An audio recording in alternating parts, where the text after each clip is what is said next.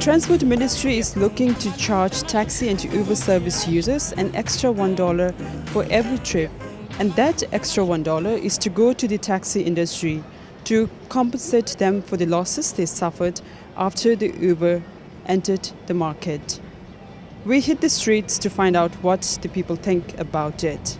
It's not a lot of money, and I don't want to be that guy, but I also just think, where does the buck stop? If you're going to compensate one, you have to compensate every industry for anything that's ever occurred. So I just don't really see the logic in it. Those who wish to make that $1 donation or more should do it, and those who can't afford it, who do not wish to make that donation, they should not be forced to make that $1 payment. And I don't really think it's really fair, because it's not their fault that Uber's cheaper or easier. Maybe they should do something about the service of the taxis if obviously there's something wrong with it. I think it is fair for now. I think that this is a good way to sort of transition into a more free and open service.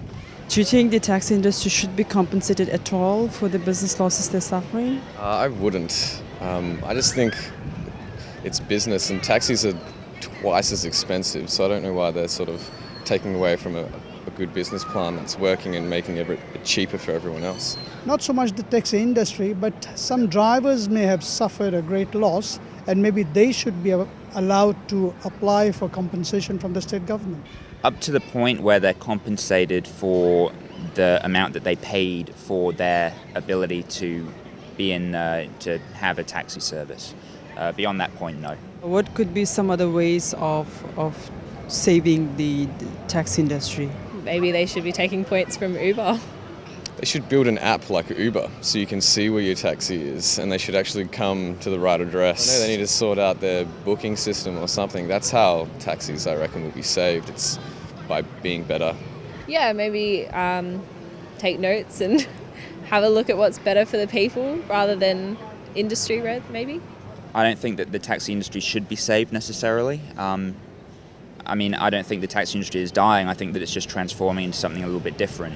It's not fair that they paid up front under the assumption that they would exclusively run the taxi service, but it's also not fair to block everyone else out.